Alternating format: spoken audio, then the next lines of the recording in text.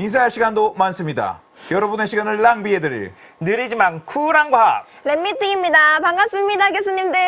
반갑습니다. 자, 오늘 냉동인간. 냉동인간. 여러 영화에서 나옵니다. 그쵸? 굉장히 소설과 영화, 뭐 여러 군데에서 자주 등장하는 소재죠. 근데 이 주제가 언제부터 사람들이 생각했을까요? 냉동인간이라는 것에 대해서 언제부터 상상을 하고 네, 말씀하시죠. 죽고 싶지 않아서요. 언제부터? 저는 분명 언제부터냐고 언제부터? 질문을 드렸는데 죽고 싶지 않아서라는 죄송합니다. 제가 굉장히 지금 창의적인 궁금한 것만. 네. 요즘 시대는 이런 인재를 원합니다. 그러니까 듣고 싶은 제가 대답을 듣고 먼저 저는 원하지 않아요. 말하자. 저는 원하지 않아요. 무언가를 얼릴 수 있기 시작할 때부터? 오, 생각보다 오래되지 않았어요. 1962년 로버트 에팅거라는 사람이 더 프로스펙트 오브 이모탈리티 불멸의 가능성 이런 책에서 처음 이제 이야기를 하죠. 냉동 보존수를 먼저 이야기를 합니다. 1962년이요? 네. 62년. 정말 얼마 안 됐네요. 좀 이렇게 체계적인 개념이라고 할까요? 그런 게 저 때 처음 등장을 했고 이제 저분이 냉동 보존수를 처음 이야기를 했는데 네. 냉동 보존수를 하면은 어떤 거냐? 사람이 불치병에 걸렸을 때 딱 나를 얼려요. 그 다음에 미래에 갖다 놔서 해동을 시켜. 그러면 그때 치료법이 있을 거다. 이런 개념으로 이거를 처음으로 딱 도입을 해요. 일단 얼려놓고 나중에 해동해서 에라 모르겠다. 과학이 뭐 해결해 주겠지. 이런 느낌으로 이제 냉동인간의 개념을 했죠. 근데 1962년도에 저 개념이 처음 등장하고 생각보다 이른 시기에 실제로 냉동인간들이 등장을 해요. 이제 그 이야기를 하는데 일단 저 로버트 에팅거 교수는 냉동인간이 됐을까요? 안 됐을까요? 안 됐을 것 같아. 됐을 것 같아. 이분이 이제 로버트 에팅거 물리학자. 저 근데 왼쪽, 오른쪽이 같은 분인가요? 같은 분이에요. 같은 분. 덜 늙은 상황, 좀 더 늙은 상황인데 그런가요? 이분은 실제로 자기 자신도 결국 됐어요. 냉동인간이 됐고 심지어 본인의 어머니도 냉동보존 그리고 본인의 부인도 냉동보존 본인의 부인이 이제 돌아가시면서 냉동보존 되면서 보통 사망 직후에 냉동보존을 하거든요. 그 다음에 이제 두 번째 결혼을 하셨어요. 그분도 냉동보존. 그래서 다른 건 몰라도 언행일치만큼은 끝판왕이다. 로버트 에팅거. 네. 어떻게 올렸나요? 그걸 이제 참 하나씩 얘기할 텐데 사실 얼려서 나중에 깨어난다 혹은 오래 산다 이런 개념은 우리한테 되게 어떻게 보면 익숙한 개념이기도 합니다. 개구리스. 개구리. 네, 개구리구나. 개구. 오래인 줄 알았어요. 무언가 오래 가게 하기 위해서 얼리는 건 되게 익숙합니다. 그리고 오른쪽이 우리 그린란드 상어. 그린란드 샤크인데 제가 한 400년 사시죠. 광해군 때 태어난 그린란드 샤크가 아직도 살아있다는 심박수도 느리고 그리고 굉장히 차가운 곳에 살기 때문에 가능한 일인데 그리고 뭐 우리 가까이서 냉장고나 냉동고만 봐도 우리 먹을 음식물이나 이런 것들이 오래 가지 않습니까? 그렇죠.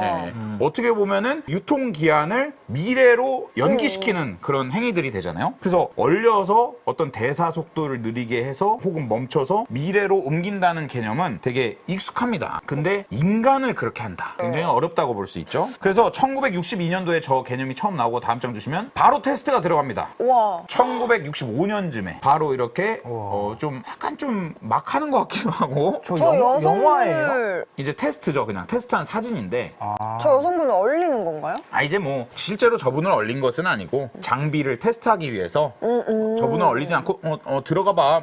약간 승차감 알아보는 네, 약간 테스트를 그런 했고 건가요? 1965년도에 실제로 많은 정부기관과 회사들이 이런 걸 만들고 테스트를 했어요. 그리고 저걸 대표적으로 만든 분이 바로 가발 제조자. 가발 제조를 하는 분이 저걸 만들었어요. 가발하고 무슨 상관이죠? 가발을 하셨던 분이. 네, 뭐 무슨 상관인지는 그분한테 물어봐야 되는데 제가 뭐 개인적으로 알진 않아서 에드워드 호프라는 가발 제조자가 처음 고안됐어요. 실제로 이게 사용이 됐어요. 절연제로 몸을 감싸고 알루미늄 저온 캡슐에 사람을 넣는 겁니다. 약간 미라 같네요. 좀 그러니까요. 뭔가 이렇게. 거의 미라죠. 놔둔 게, 네. 거의 느낌이 미라죠. 네. 거의 미라 느낌이고 다만 이제 액체 질소 냉동해서 넣는다. 미라도 사실 방부제 막 쳤던 거 아시죠? 옛날에. 그죠. 네. 천연 방부제 쳐가지고 이렇게 넣잖아요. 근데 그거보다 더 강력한 마이너스 196도의 액체 질소. 자, 그래서 첫 번째 냉동인간. 사실 냉동인간이 1962년에 나오고 저 기구가 만들어지기 전에 많은 사람을 얼렸대요. 그냥 기록상으로. 그거에 대한 정확한 누구를 얼렸는지 이런 기록은 안 나오고 그게 어떻게 보면은 어떤 적절한 절차를 밟지는 않았다고 합니다. 근데 이분은 첫 번째로 제대로 된 어떤 절차를 밟은 냉동인간이죠. 버클리대 심리학과 교수인 제임스 배드포드, 이분이 첫 번째 냉동인간인데 체계적으로 냉동을 했고 의학적으로 사망했다고 했을 때 바로 냉동을 했어요. 그게 굉장히 중요하거든요. 바로 해야 될 것 같잖아요. 딱 봐도. 그래서 그 상태로 이제 냉동을 했고 이전에 막 얼린 사례와는 다르게 이분은 어떤 의학적 조치를 했다. 그래서 이분이 첫 번째로 하고 난 이후에 뉴스에도 나고 소문도 났겠죠. 그리고 또 막 버클리대 심리학과 교수님이세요. 그러니까 마구마구 이분들이 이제 다 실제로 그 냉동 인간 서비스를 해주는 회사에 있는 그 사진입니다. 네. 실제로 저분들이 됐고, 그래서 1973년까지 17분이 동결. 그러니까 17분이다. 많은 분이 네. 동결했네요. 그래서 지금 17분이 동결이 됐는데 저 17분 중에 지금 몇 분 계실까요? 그러니까 몇 분이 얼려있는 상태일까요? 완전 온전하게. 일단 보관은 어디서 하고 있죠? 그니까요. 이제 여러 회사들에서 하고 있어요, 지금. 그러면 저는 7명 가겠습니다. 10명 가보겠습니다. 10명. 지금 17분 중에 사실상 한 분 빼고 다 해동이 됐어요. 왜 그랬을 것 같아요? 돈이 없어서. 바로 맞췄어요. 오. 온도를 유지하는 게 되게 힘들 것 같아요. 그쵸. 그리고 아무래도 유지비라던가 이런 것들은 공간도. 이제 자손들이 내야 할 확률이 많잖아요. 뭐 17명 중에 16분이 이제 해동이 됐고 각각의 사연은 다르겠지만 많은 이유가 경제적인 이유였대요. 그래서 한 건 빼고는 다 해동이 됐어요. 그럼 한 분은 계속 아직도 냉동 그렇죠. 중인 거죠? 그분이 누굴까요? 엄청 부자겠다. 이분입니다. 이 형이 그새 친근해졌죠? 이 형은 잘생겼네요. 아직 얼려 계신다. 그러니까 왜일까요? 그럴 줄 알고 돈을 많이 세이브를 해두셨겠죠. 뭐 그런 것도 있고 굉장히 의미 있지 않겠습니까? 처음이라서. 처음이기도 하고. 네. 그리고 아무래도 이제 뒤에 계신 분들은 이제 좀 따라하는 경향이 강했다면 이분은 뭐 이렇게 회사 차원에서도 유지를 하겠죠. 저 제임스 배드포드 교수님이 그러면은 지금 어디 있느냐? 저분이 사실 처음에는 어떤 회사에 냉동이 돼 있었어요. 그러다가 지금 이제 이사를 하셨어요. 이사라는 이사. 말이 맞나? 아무튼 이전이 되셨는데 바로 이 회사입니다. 프레드와 린다 체인벌린 부부입니다. 나사의 JPL에 근무하던 과학자인 프레드 체인벌린 3세와 그의 아내 린다 체인벌린 부부가 만든 회사 바로 알코어라는 냉동 회사예요. 지금도 세계에서 1위입니다. 1위. 지금 이제 프레드 체인벌린 3세 저 남자분이시죠? 네. 저분은 냉동인간 상태입니다. 아, 지금 저 왼쪽 사진에 있는 분이요? 네, 남성분은 공동 창업자인, 그리고 오른쪽에 계신 여성분이자 왼쪽에 계신 여성분 동일인이거든요. 네. 그분이 이제 린다 체인벌린인데 이분은 지금 살아계시죠. 네, 살아계시고 저 알코어라는 회사에 이제 계십니다. 이제 실질적으로 이렇게 뭐 경영하고 이런 건 아니신 것 같은데 여전히 활동을 하고 계시고, 그래서 이 회사에 지금 이 제임스 배드포드 교수님과 함께 여러분들이 계시고 초기에 세팅을 해가지고 지금까지 있는 회사면서 냉동 인간 쪽에 어떻게 보면은 선구자적인 역할을 한 회사죠. 저게 언제쯤 생긴 회사예요? 그때가 이제 1970년대 그것도 바로 생겨가지고 배드포드 교수님이 냉동 인간이 되고 얼마 안 있다가 이제 이사하신 거죠. 저기 안에 내구가 들어갈 수 있다고 합니다. 이 한 캡슐 안에요? 한 캡슐 안에. 우와. 와. 그래서 2천만 원 연구비와 함께 저기도 5일 이상 집합 금지입니다. 그래서 4명 그래서 4명. 정답입니다. 자, 아무튼 저기서 많은 분들이 이제 냉동된 상태인데 우리가 가장 궁금한 건 누구죠? 첫 번째 번째. 분. 그렇죠. 어느덧 친근해진 제임스 배드포드 교수님. 그분을 어떻게 계실까요? 중간에 어떤 컨디션을 유지한 채로 오픈을 했습니다.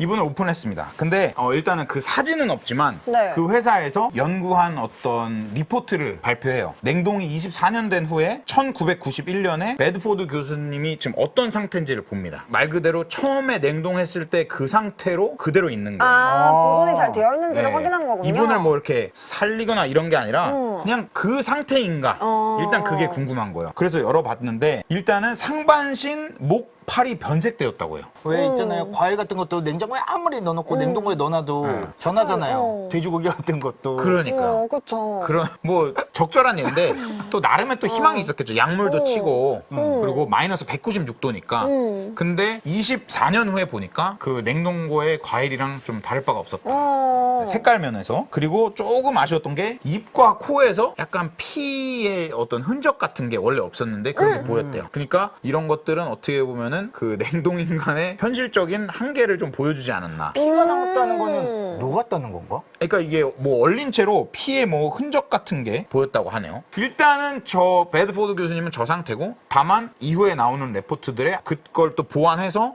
그게 안 벌어질 수 있을 만한 조치들을 이후 냉동 보존하시는 분들에게는 그 조치를 하려 한다. 뭐 요 정도가 또 써 있더라고요. 발전이 있네요. 네네, 발전이 있다고 합니다. 그래서 지금쯤 이제 궁금해지죠. 지금 이 시점에서, 저 때는 네. 또 이제 환율이나 이런 게 다르니까, 지금 이 시점에서 가격은 얼마일까요? 오, 재밌다. 인체를 냉동하는 게 있고 뇌를 냉동하는 게 있습니다. 이 뇌를 뇌? 냉동하는 게 뇌만 냉동하는 거예요. 현실적인 것 같아요, 좀. 네, 그리고 사실 아까 4인 그 공동체 안에는 네. 중간중간에 뇌도 이렇게 껴있어요. 4인의 들것이 이렇게 동서남북을 있고 들것 4개를 붙여보세요. 그럼 그 공간, 가운데 공간이 비죠? 그쵸. 거기에 거기에 이제 뇌를 놔둬요. 뇌가 사물함처럼 돼 있더라고요. 그 결과적으로 4인도 아니야. 그렇죠. 4인 4인의 신체와 또 여러 여러 개의 개의 뇌. 뇌가 함께 있는 상태죠. 그래서 사회적 거리두기가 조금 애매한 상황입니다. 애매한데요. 네. 제 질문은 얼마일까였습니다. 인체는 20만 달러, 그러니까 2억 3천만 원, 2억 4천만 원 정도 하나요? 2억이죠. 그래요? 네. 그게 한 번 얼리는데 아니면 보관까지? 일단은 첫 시작이 그런 것 같고, 보관에 대해서는 이제 따로. 자세히는 안 써 있더라고요. 아, 그럼 그걸 잘 보관은 모르겠어요. 그러니까. 보관 배제하고요? 일단은 배제하고 그냥 일단은, 얼리는 것만? 네. 근데 또 뭐 좀 유지비가 많이 들 수도 있겠죠. 뇌는 얼마일까요?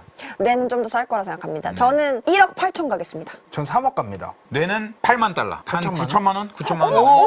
왜 더 싸지? 많이 싸지? 네. 많이 싸죠, 뇌는. 아무래도 이 공간적인 면에서 그쵸.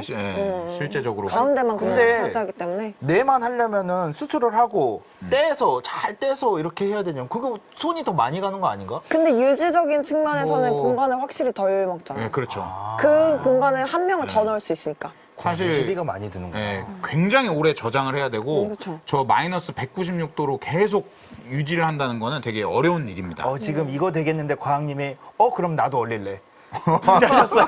돈이 좀 있으신 분인데요. 자, 그래서 지금 몇 분 정도가 얼려 있을까? 몇 명 정도가? 일단 저 회사만 182명이 지금 얼려 있는 상태고 1353명이 이제 멤버로서, 그러니까 한마디로 신청을 해놨다. 이제 얼려질 예정이다. 49년 정도 첫 얼리기 시작한 지 그렇게 됐다고요. 이게 알코어라는 회사의 수치고요. 회사가 글로벌하게 몇 개가 있을까요? 많진 않아요. 안 많을 것 같아요. 5개 안쪽? 맞아요. 4개입니다. 4개. 4개. 여러분들이 맞추실 만한 나라들이죠. 일단 두 업체가 미국에 있고, 한 업체가 중국. 중국. 있어야죠. 그렇죠. 한 업체가 러시아. 러시아, 그렇죠. 러시아도 있을 법하죠. 그래서 4개의 회사가 이렇게 알코어, 뭐 크라이오닉스, 크리오러스, 그리고 인펑 생명연구소 이렇게 있어요. 그래서 인펑? 전체가 아까 알코어는 180명이었는데 전체가 600명. 그리고 이제 신청한 사람이 3,000명을 넘는다고 합니다. 네. 그리고 우리나라 분도 한 분이 있다고 하십니다. 80대 여성분이 국내 최초로 냉동인간이 되셨다고 하고, 이제 이분이 러시아 쪽에 있다고 하십니다. 4개 회사 중에 어디가 제일 궁금하세요? 저는 중국. 네, 중국. 저도 중국. 아무래도 이제 중국이 많이 관심이 가실 것 같아요. 중국의 이 연구소가 나왔는데, 네. 오른쪽 사진 중에 오른쪽 분은 이제 중국인으로 추정되고, 네. 왼쪽 분이 이제 서양인이신데, 네. 저분이 알코어 재단 출신이세요. 아까 말한 그 냉동 보존수의 첫 번째 회사. 거기 출신이세요. 이분 말씀하시기를 중국은 서구와 같은 종교적인 제약이 없어가지고 냉동 보존술이 빠르게 발달하고 있다고. 그러니까 어떤 제약들이 많이 없다고. 그쵸. 중국에서는 이제 냉동 보존을 위해서 의사, 뭐 심폐관리사 등 많은 연구소의 분들이 이렇게 협업을 해가지고 지금 얼리는 연구를 하고 있다고 합니다.